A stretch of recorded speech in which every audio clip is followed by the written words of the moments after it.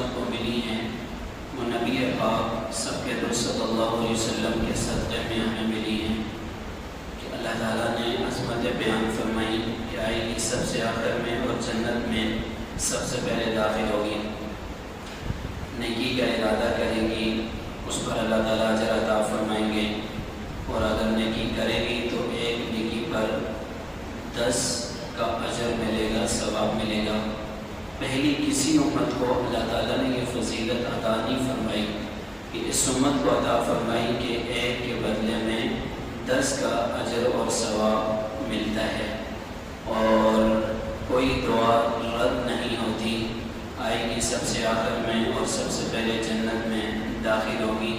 حضرت موسیٰ علیہ السلام کی روایت میں نے آپ کے سامنے گزشتہ جمعہ نقل کی تھی۔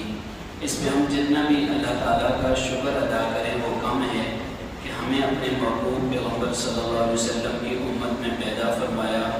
اب ہم پر لازم ہے کہ ہم اس محبوب پیغمبر صلی اللہ علیہ وسلم کی ایک ایک سنت کو اپنا لیں، ایک ایک سنت کو اپنی زندگی میں عمل میں اپنے لے آئیں۔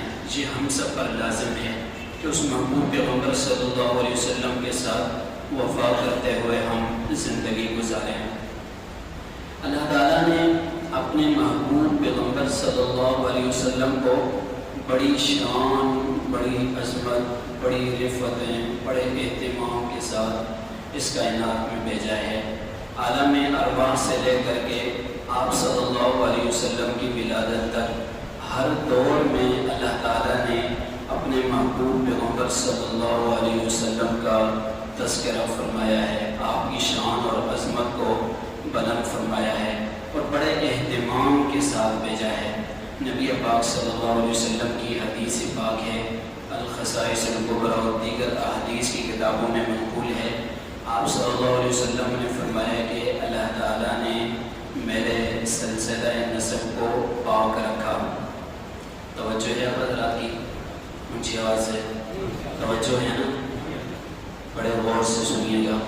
آپ صلی اللہ علیہ وسلم نے فرمایا کہ اللہ نے میرے سلسلہ نسب کو پاک رکھا، یعنی حضرت آدم علیہ السلام سے لے کر کے حضرت عبداللہ تک آپ صلی اللہ علیہ وسلم کے آباء و اجداد میں جتنے بھی لوگ گزرے ہیں، آپ صلی اللہ علیہ وسلم کے سلسلہ نسب میں جتنی بھی پشتیں گزری ہیں، جتنے بھی لوگ گزرے ہیں، آباء و اجداد گزرے ہیں، ہر ایک اپنے زمانے کا پاکیزہ، شان والا، عظمت والا رہا ہے۔ مشکوٰۃ شریف کی ایک روایت میں آپ صلی اللہ علیہ وسلم نے فرمایا کہ بنی آدم کے بہترین طبقات میں اللہ نے ہر زمانے میں مجھے منتقل کیا ہے۔ حضرت آدم علیہ السلام سے لے کر کے حضرت عبداللہ تک آپ صلی اللہ علیہ وسلم کے سلسلہ نسب میں جو آباء و اجداد تھے، اپنے اپنے زمانے کی عظمت رکھنے والے، ایک مقام رکھنے والے، پاکیزہ لوگ، مطہر لوگ، عظمتوں والے لوگ آپ صلی اللہ علیہ وسلم کے آباء و اجداد میں شامل تھے۔ آپ صلی اللہ علیہ وسلم نے فرمایا کہ میرے آباء و اجداد میں کوئی بھی حرام کاری کے قریب نہیں گیا۔ اللہ نے یوں میرے سلسلہ نسب کو پاک رکھا کہ کوئی بھی حرام کاری کے قریب نہیں گیا۔ سیرت کی کتابوں میں ایک واقعہ ملتا ہے کہ جناب عبد المطلب اپنے بیٹے عبداللہ کے لے کر بنی زہرہ کی طرف جا رہے ہیں۔ راستے میں کتب سماویہ کی ایک عالمہ کھڑی ہوتی ہیں اور وہ حضرت عبداللہ کو دیکھ کر کہتی ہیں، آپ میرے قریب آ جائیے، آپ مجھ سے نکاح کر لیجئے، میں آپ کو اپنے قریب آنے کے بدلے میں 100 اونٹ انعام دوں گی، 100 اونٹ انعام دوں گی، آپ میرے قریب آ جائیے۔ تو حضرت عبداللہ فرماتے ہیں، اس کام سے بہتر ہے کہ میں مر جاؤں، میں مرنے کو ترجیح دوں گا، لیکن میں یوں آپ کے قریب نہیں آ سکتا، اور اپنے والد محترم کے ساتھ تشریف لے گئے۔ 3-4 دن کے بعد جب حضرت عبداللہ واپس آئے، وہی عورت راستے میں کھڑی ملی۔ حضرت عبداللہ نے کہا کہ اب تم میرے ساتھ نکاح کرنے کے لیے تیار ہو؟ اگر تم تیار ہو تو میں تمہارے ساتھ نکاح کرتا ہوں۔ تو وہ عورت دیکھ کر کہنے لگی، نہیں نہیں، اب میں تمہارے ساتھ کوئی نکاح نہیں کروں گی۔ کیوں؟ کس لیے نہیں کرو گی؟ 3 دن پہلے تو تم میرے ساتھ اپنے تعلقات بنانا چاہتی تھی، مجھے اپنے قریب کرنا چاہتی تھی، اور 3 دن کے بعد تم میرے ساتھ نکاح سے انکار کر رہی ہو، کیا وجہ ہے؟ وہ کتب سماویہ کی عالمہ کہتی ہے 3 دن قبل جب آپ یہاں سے تشریف لے جا رہے تھے، آپ کی پیشانی پہ نور نبوت چمکتا ہوا مجھے نظر آ رہا تھا۔ میرے دل میں یہ تمنا اور خواہش تھی کہ جو نور نبوت آپ کی پیشانی میں چمک رہا ہے، جو آپ کے ذریعے سے اس دنیا میں آنے والا ہے، میں یہ چاہتی تھی کہ وہ میرے ہی پیٹ سے اس دنیا میں جنم لے۔ اس وقت تو آپ کی پیشانی پہ نور نبوت چمک رہا تھا، لیکن آج وہ نور نبوت مجھے چمکتا ہوا نظر نہیں آ رہا۔ مجھے لگ ایسا رہا ہے کہ آپ نے کسی کے ساتھ نکاح کر دیا ہے۔ تو حضرت عبداللہ کہنے لگے، جی ہاں، بنو زہرہ میں بی بی آمنہ کے ساتھ میرا نکاح ہو گیا ہے، اور میں اس کے ساتھ 3 دن گزار کر کے آ گیا ہوں۔ اس نے کہا یہی وجہ ہے کہ وہ نور نبوت تمہاری پیشانی سے ہوتا ہوا حضرت آمنہ کے رحم میں چلا گیا ہے۔ حضرت عبداللہ کو اس نے پیشکش کی، لیکن انہوں نے قبول نہیں کی۔ اللہ کے رسول صلی اللہ علیہ وسلم یہی فرما رہے ہیں کہ اللہ نے حضرت آدم علیہ السلام سے لے کر کے میرے والد محترم تک ہر دور میں، ہر طبقے میں میرے آباء و اجداد کو محفوظ رکھا۔ ہر دور میں میرے آباء و اجداد اپنے زمانے کے اعلیٰ اور ارفع ترین لوگوں میں سے تھے۔ اللہ نے اپنے محبوب صلی اللہ علیہ وسلم کو بڑی شان اور بڑی عظمت کے ساتھ بھیجا ہے۔ حضرت عبداللہ کا نکاح کے کچھ عرصے بعد انتقال ہو جاتا ہے۔ انتقال کے بعد مکہ کی عورتوں کے درمیان ایک بات چل پڑتی ہے، ایک بات مشہور ہو جاتی ہے۔ وہ کون سی بات؟ وہ عورتیں کہنے لگی کہ عبد المطلب کی بہو کو کیا ہو گیا ہے کہ اس کے شوہر عبداللہ کا بھی کچھ دن قبل، کچھ عرصہ قبل انتقال ہوا ہے، اور انتقال کا بھی کچھ ہی زمانہ گزرا ہے۔ اس عورت نے تو وہ بہترین خوشبوئیں استعمال کرنی شروع کر دی ہیں جس کی کبھی ہم نے خوشبوئیں سونگی بھی نہیں ہیں، جو ہم نے کبھی دیکھی بھی نہیں ہیں۔ ایسی ایسی خوشبوئیں یہ استعمال کر رہی ہے۔ یہ باتیں پہنچتے پہنچتے حضرت عبد المطلب تک پہنچی، اور انہوں نے اپنی اہلیہ سے کہا کہ بہو سے کہو کہ تم ایسی خوشبوئیں استعمال فی الحال نہ کرو، کیونکہ آپ کا شوہر تو ابھی دنیا سے گیا ہے۔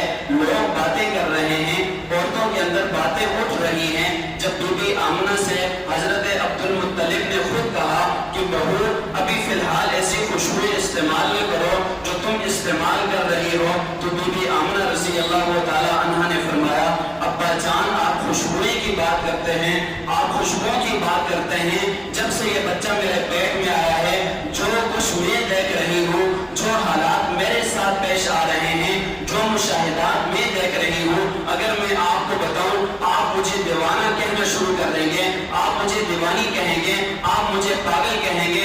وہ کون سی باتیں ہیں، آپ کے ساتھ کون سے واقعات پیش آ رہے ہیں؟ بی بی آمنہ رضی اللہ تعالی عنہ فرماتی ہیں، ابا جان جب سے یہ بچہ میرے پیٹ میں آیا ہے، نورانی مخلوقیں میرے خواب میں آ کر کے مجھے بشارتیں دے رہی ہیں، آمنہ یہ تیرے پیٹ میں جو بچہ ہے، یہ بچہ کوئی عام بچہ نہیں ہے، اس بچے کو معمولی بچہ مت سمجھنا، یہ اللہ کا نبی ہے، یہ اللہ کا محبوب ہے جو آپ کے پیٹ میں پل رہا ہے، یہ کوئی عام بچہ نہیں ہے۔ ابا جان جب سے یہ بچہ میرے پیٹ میں آیا ہے، اگر میں راستے پہ چلتی ہوں تو میرے راستے کے پتھر میرے پاؤں کے نیچے روئی بن کے آ جاتے ہیں۔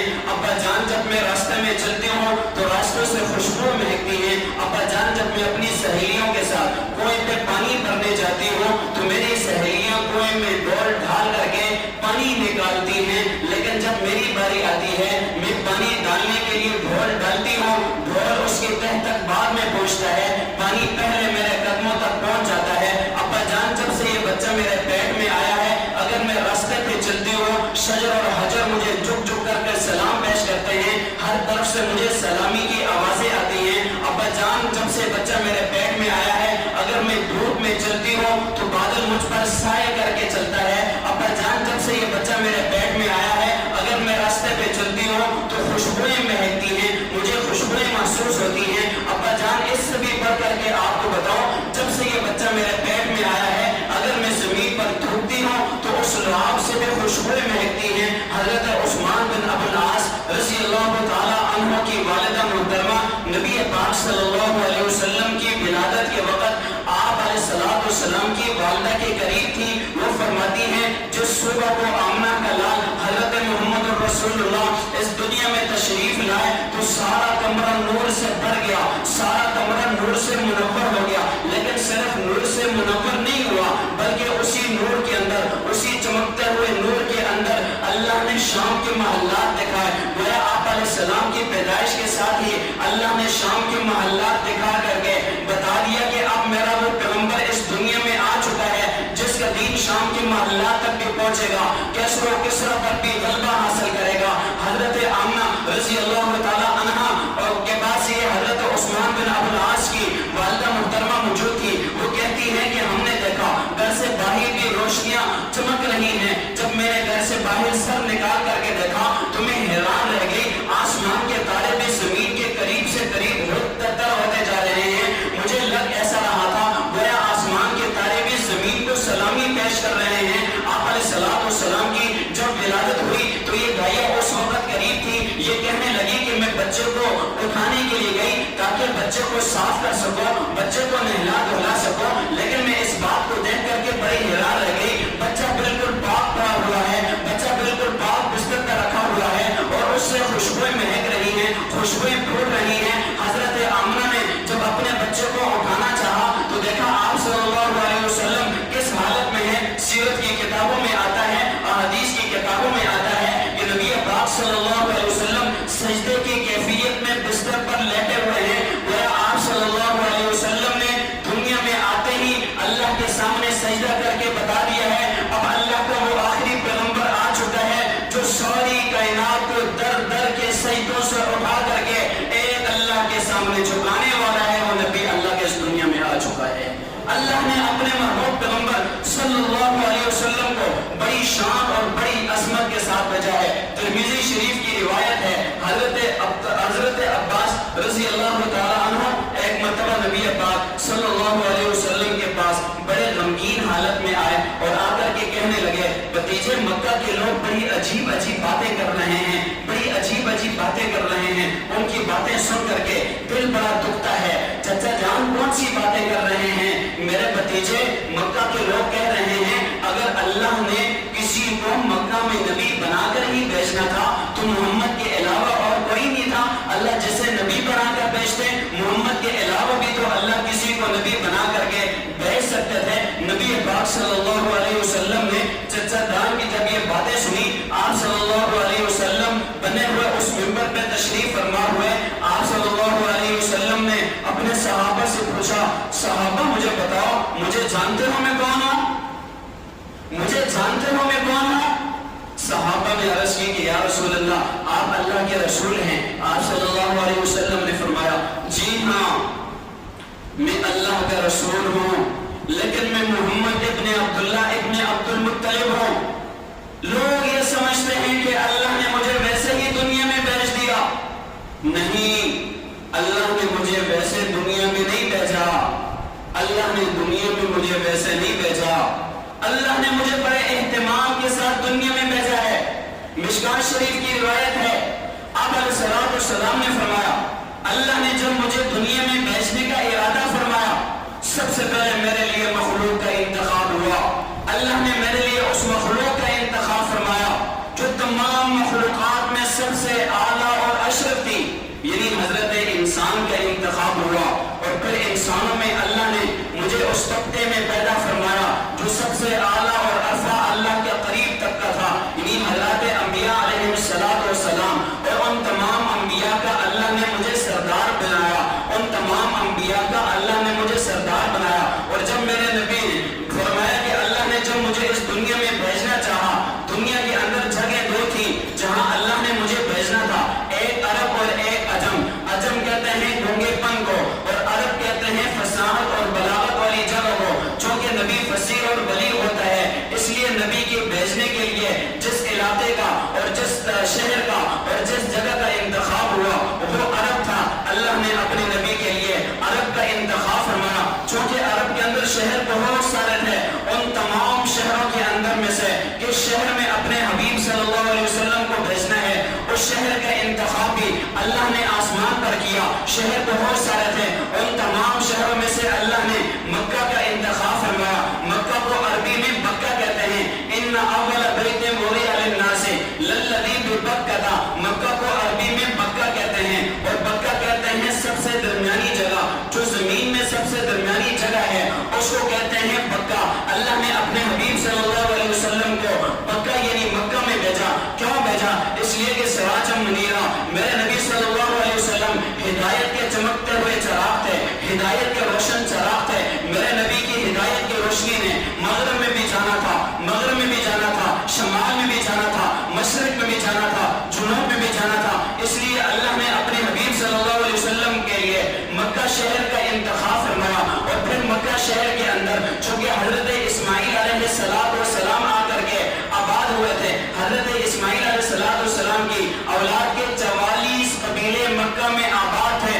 ان 44 قبیلوں میں سے کس قبیلے میں نبی کو بھیجنا ہے؟ میرے محبوب صلی اللہ علیہ وسلم نے فرمایا ان تمام قبائل میں سے اللہ نے میرے لیے بنو قریش کا انتخاب فرمایا. بنو قریش کہتے ہیں مستقل مزاج کو، چونکہ نبی بھی مستقل مزاج ہوتا ہے. اس لیے آپ علیہ السلام کی بھیجنے کے لیے بنو قریش کا انتخاب ہوا. اور پھر بنو قریش کی بہت ساری شاخیں تھی، ان تمام شاخوں میں سے اللہ نے بنو ہاشم کا انتخاب فرمایا. ہاشم کہتے ہیں مہمان نواز کو، چونکہ میرے نبی بھی نبی مہمان نواز ہوتا ہے، اس لیے بنو ہاشم کا انتخاب ہوا. ہاشم کے ہاں بہت سارے لڑکے تھے، ان تمام لڑکوں میں سے حضرت عبد المطلب کا انتخاب ہوا. اس لیے کہ حضرت عبد المطلب کعبۃ اللہ بیت اللہ کے متولی تھے. میرے نبی نے اس ساری کائنات کا متولی بننا تھا، اس لیے حضرت عبد المطلب کا انتخاب ہوا. حضرت عبد المطلب کے ہاں 8 لڑکے تھے، اور ایک روایت میں آتا ہے کہ 12 لڑکے تھے.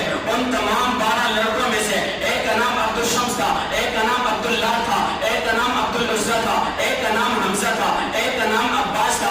ان 12 لڑکوں میں سے اللہ نے حضرت عبداللہ کا انتخاب فرمایا. عبداللہ کا معنی ہے اللہ کا بندہ، چونکہ اللہ کے نبی نے آ کر کے ساری کائنات کو اللہ کی بندگی پہ لگانا تھا، اس لیے حضرت عبداللہ کا انتخاب ہوا. اور پھر میرے نبی کے لیے داعیہ کا انتخاب بھی اللہ نے عرش پہ کیا، آسمانوں پہ کیا. بہت ساری داعیاں مکہ میں داخل ہوئی تھی تاکہ آ کے بچوں کو لے جا سکیں، دیہات میں لے جا سکیں، ان کی بہترین نشو و نما کر سکیں، ان کی بہترین تربیت کر سکیں، ان کی بہترین ان کے جسم کو بنا سکیں، ان کی بہترین نشو و نما ہو سکے. بہت ساری داعیاں مکہ میں داخل ہوئی تھی، لیکن ہر دائی جب میرے پیغمبر کے دروازے پہ آتی، اس دائی کو پتہ چلتا یہ بچہ یتیم ہے، اس کے سر پہ والد کا سایہ نہیں ہے. ہر دائی واپس چلی جاتی، آپ علیہ السلام کو لینے سے انکار کر دیتی. لیکن میری محبت کیا کہتی ہے؟ میری محبت یہ کہتی ہے ان دائیوں کی کیا مجال ہے کہ وہ آ کر کے آپ علیہ السلام کے لیے بغیر واپس چلی جائیں. ان کی کون سی مجال ہے کہ وہ میرے محبوب صلی اللہ علیہ وسلم کو لینے سے انکار کر دیتی.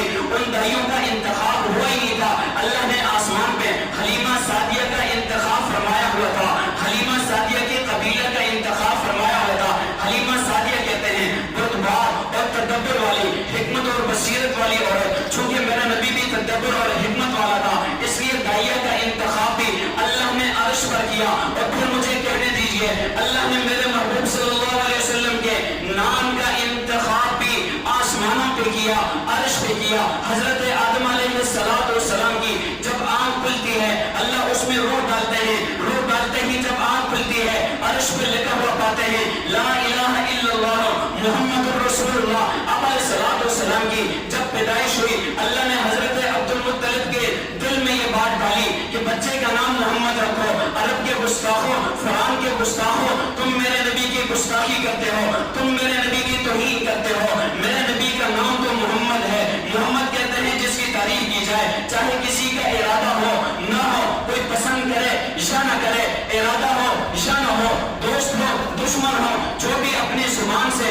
میرے محبوب کا نام نکالے گا، میرے محبوب کا نام لے گا، اپنی لبوں سے جب بھی میرے محبوب کا نام لے گا وہ تعریف خود بخود کر دے گا. اس لیے کہ میرے نبی کا نام ہی ایسا ہے، چاہے کوئی تعریف کرنا چاہے نہ چاہے، پسند کرے یا نہ کرے، میرے محبوب کی تعریف وہ کر دیتا ہے. نام لیتے ہی میرے محبوب کی تعریف ہو جاتی ہے. اس لیے کہ حضرت عبد المطلب کے دل میں اللہ نے یہ بات ڈالی تھی بچے کا نام محمد رکھو. محمد کسے کہتے ہیں؟ جس پہ علماء نے بڑی بڑی کتابیں لکھی ہیں.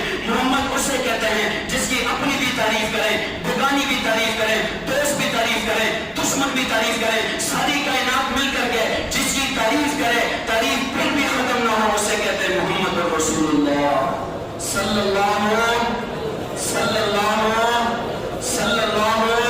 اونچی آواز سے صلی اللہ علیہ وسلم. اللہ نے اپنے محبوب پیغمبر صلی اللہ علیہ وسلم کو بڑی شان اور بڑی عظمت کے ساتھ بھیجا ہے.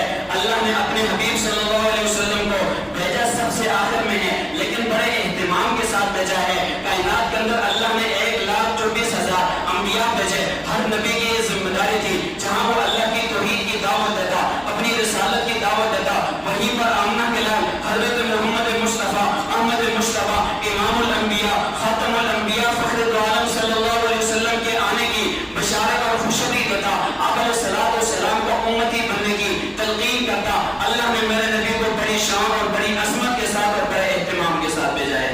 حضرت عائشہ صدیقہ رضی اللہ تعالی عنہا سے ایک صحابی نے پوچھا, اما جان نبی پاک صلی اللہ علیہ وسلم کی سیرت کو بتائیں, آپ صلی اللہ علیہ وسلم کے اخلاق کو بتائیں, نبی پاک صلی اللہ علیہ وسلم کا حسن و جمال کو بتائیں. حضرت عائشہ صدیقہ رضی اللہ تعالی عنہا کہنے لگی, قرآن نہیں پڑھتے؟ سائل کہتے ہیں اما جان قرآن پڑھتے ہیں. کہا قرآن کھولیے, قرآن کے ہر صفحے پہ محمد صلی اللہ علیہ وسلم کی سیرت آپ کو نظر آئے گی. ہر صفحے پہ اللہ نے اپنے محبوب صلی اللہ علیہ وسلم کا تذکرہ فرمایا ہے, آپ صلی اللہ علیہ وسلم کی سیرت ذکر فرمائی ہے. قرآن میرے نبی کی ہر ادا کا تعارف کراتا ہے. میرے نبی کے نام سے لے کر کام تک, ابتدا سے لے کر انتہا تک ایک ایک صفت کا تعارف قرآن مجید کراتا ہے.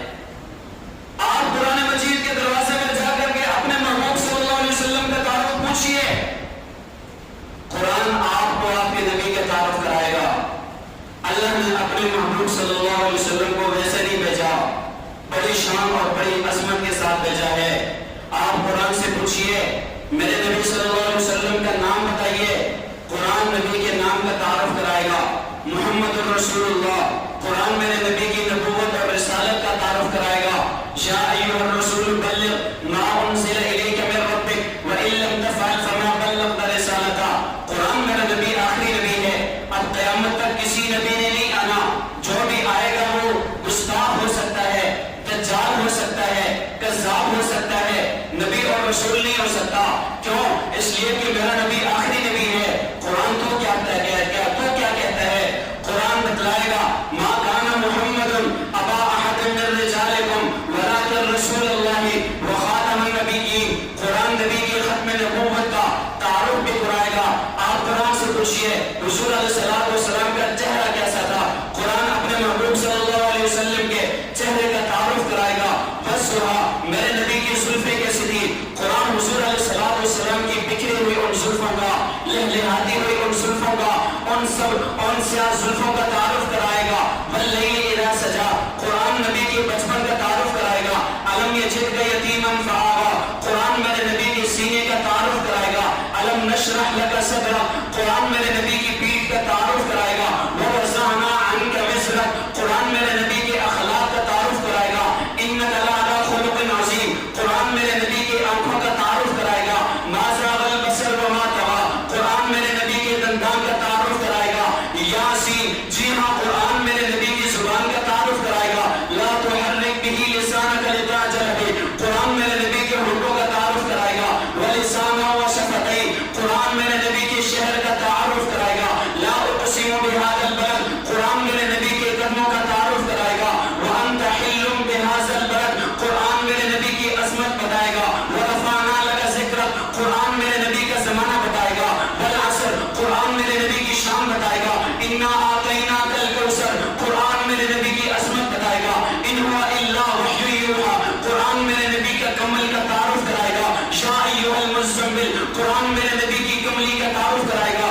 یا ایھا المدثر, قرآن میرے نبی کے قرآن پڑھنے کا, قرآن کی تلاوت کی کیفیت کا تعارف کرائے گا. ورتل القرآن ترتیلا, قرآن میرے نبی کی عظمت بتائے گا.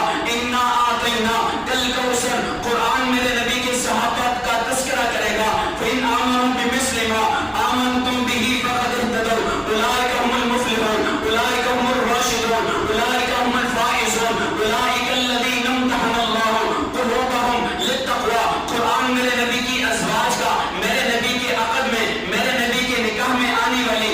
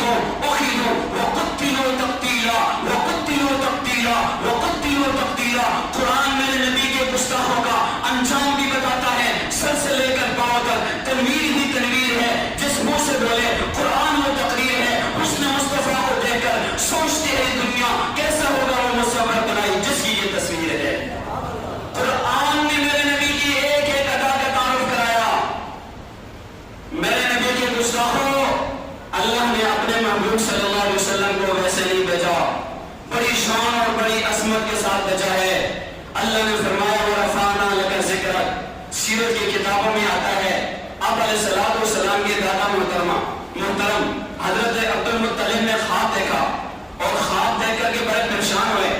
ایک خواب کی تعبیر بتانے والے کے پاس گئے.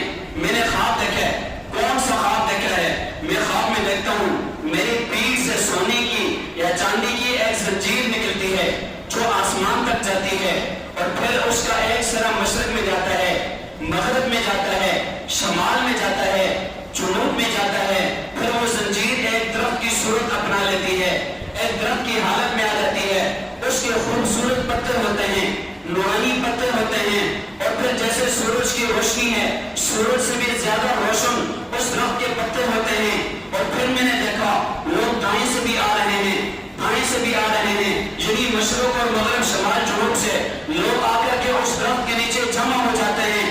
میں یہ خواب دیکھ کر کے بڑا پریشان ہو گیا ہوں. وہ نجومی کہنے لگا، خواب کی تعبیر بتانے والا کہنے لگا، عبد المطلب تمہیں مبارک ہو، تمہاری نسل میں ایک ایسا بچہ پیدا ہونے والا ہے جس بچے کا نام مشرق اور مغرب میں ہوگا، شمال اور جنوب میں ہوگا، جس کا ذکر ہر جگہ ہوگا، ہر جگہ اس کی اطاعت کرنے والے ہوں گے، ہر جگہ اس کی تابعداری کرنے والے ہوں گے. میرے قرآن سے پوچھا، قرآن بتا تو صحیح میرے نبی کی شان اور عظمت کیا ہے؟ قرآن نے بتایا وَرَفَعْنَا لَكَ ذِكْرَكَ. قرآن میں اللہ فرماتے ہیں میرے محبوب صلی اللہ علیہ وسلم ہم نے آپ کے ذکر کو بلند کر دیا، ہم نے آپ کی شان کو بلند کر دیا، ہم نے آپ کے مقام کو بلند کر دیا، ہم نے آپ کے نام کو بلند کر دیا. اللہ آپ نے ہمارے نبی کی شان اور عظمت کو کیسے بلند فرمایا؟ اللہ نے فرمایا وَرَفَعْنَا لَكَ ذِكْرَكَ. میرے محبوب جہاں میرا ذکر ہوگا، جہاں میرا تذکرہ ہوگا، وہیں پر آپ کا ذکر ہوگا، وہیں پر آپ کا تذکرہ ہوگا. عرش پہ اگر میرا نام ہے، میرے نام کے ساتھ آپ کا نام ہوگا، جس کی گواہی حضرت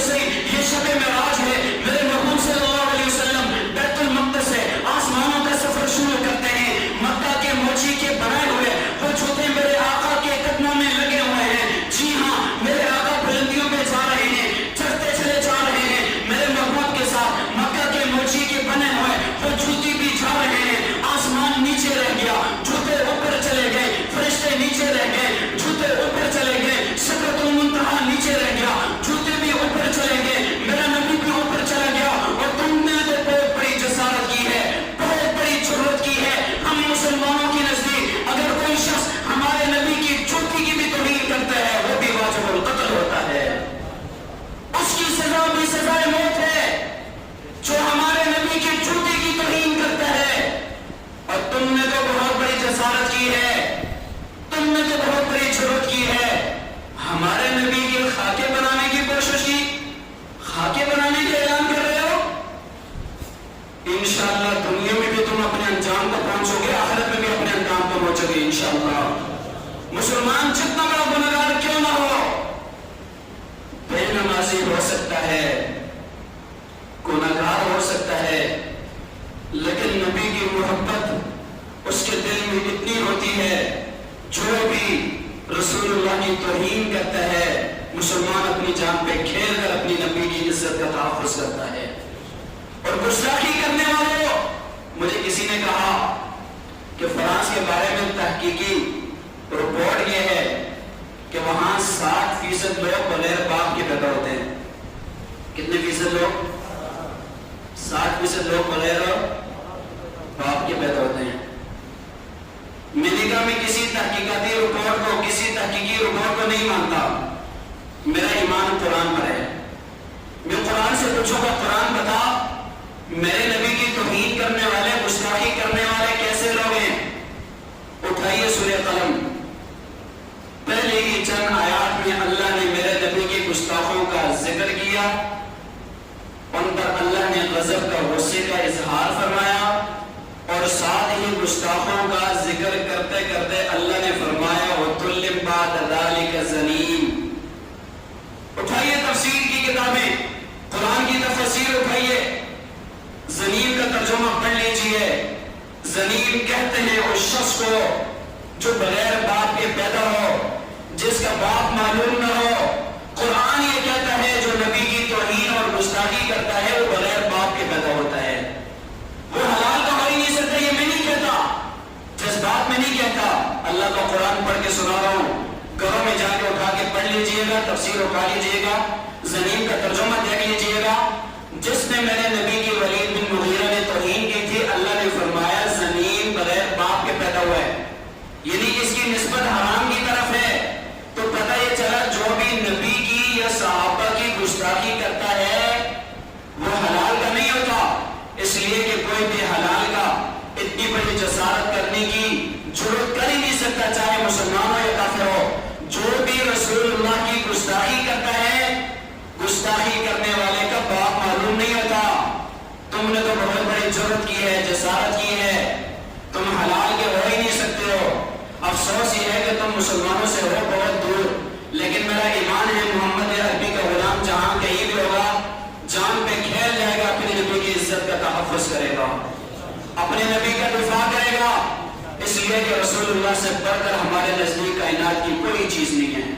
ایک مسلمان اپنی جان سے بڑھ کر، اپنی عزت سے بڑھ کر، اپنی آبرو سے بڑھ کر، اپنی اولاد سے بڑھ کر کے جس ذات کو محبوب رکھتا ہے وہ ذات آمنہ کے لال حضرت محمد مصطفیٰ صلی اللہ علیہ وسلم کی ذات ہے۔ مسلمان اپنا مال قربان کر سکتا ہے، اپنی اولاد قربان کر سکتا ہے، اپنا خون بہا سکتا ہے، لیکن نبی کی توہین اور گستاخی برداشت نہیں کر سکتا، اللہ کی قسم نہیں کر سکتا، اللہ کی قسم نہیں کر سکتا۔ مسلمان تو اس وقت کامل ایمان والا ہوتا ہے جب کائنات کی ہر چیز سے بڑھ کر کے اپنے محبوب صلی اللہ علیہ وسلم سے محبت رکھے، اس لیے کہ اللہ نے جو ہمیں عزت عطا فرمائی ہے، اس امت کو شان عطا فرمائی ہے، اس امت کو رفعت عطا فرمائی ہے، وہ اپنے محبوب کے قدموں کے صدقے عطا فرمائی ہے۔ ہم اللہ کا شکر ادا کرتے ہیں، اللہ نے ہمیں اپنے حبیب صلی اللہ علیہ وسلم کی امت میں پیدا فرمایا ہے۔ مسلمان ہر چیز برداشت کر سکتا ہے، رسول اللہ کی توہین برداشت نہیں کر سکتا۔ اس لیے علماء نے اپیل کی ہے، وہ اپیل کون سی؟ ہم ہزاروں میل دور ہیں، کیا کر سکتے ہیں؟ کیا کر سکتے ہیں؟ ان سے اپنا انتقام بدلہ کیسے لے سکتے ہیں؟ ان کی مصنوعات جو بنائی ہوئی چیزیں ہمارے پاس آتی ہیں ان کا ہم بائیکاٹ تو کر سکتے ہیں نا بھائی؟ اونچی آواز ہے، تاجروں کا مجمع اونچی آواز سے کر سکتے نہیں کر سکتے؟ آواز بڑی کمزور ہے۔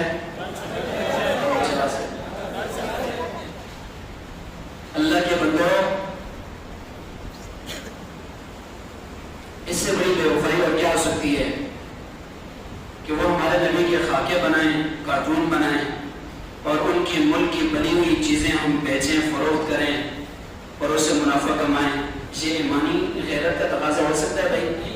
اونچی آواز سے گستاخی رسول سے ہم یوں تو انتقام لے سکتے ہیں نا، اور انشاءاللہ ہم لیں گے، انشاءاللہ ہم لیں گے، انشاءاللہ ہم لیں گے۔ دیکھو لاکھوں نہیں، کروڑوں نہیں، اربوں نہیں، کھربوں نہیں، ہماری ساری دولت لوٹ جائے اللہ کی قسم لٹائیں گے، لیکن محمد کریم صلی اللہ علیہ وسلم کی حرمت پہ سودے بازی ہم نہیں کر سکتے۔ یہ غیرت ایمانی کا سوال ہے، اور انشاءاللہ ان کی مصنوعات کا ہم بائیکاٹ کریں گے نا انشاءاللہ۔ اس لیے میرے بھائیوں تہیہ کیجئے، ارادہ کیجئے، انشاءاللہ اب ہماری زندگی کا مقصد محبت رسول ہوگا، اور انشاءاللہ ہم اپنے محبوب صلی اللہ علیہ وسلم کی ایک ایک سنت کو اپنا کر زندگی گزاریں گے انشاءاللہ، ایک ایک سنت پہ عمل کریں گے انشاءاللہ، ایک ایک سنت کو اپنائیں گے انشاءاللہ، اپنائیں گے انشاءاللہ۔ اللہ نے اپنے محبوب صلی اللہ علیہ وسلم کو بڑی خصوصیات کے ساتھ، بڑی عظمتوں کے ساتھ بھیجا ہے، خصوصیات عظمتیں کیا ہیں، محبت کے تقاضے کیا ہیں۔ زندگی رہی تو انشاءاللہ آئندہ جمعہ اس پہ بات ہوگی، اللہ تعالیٰ میں سمجھنے کی عمل کرنے کی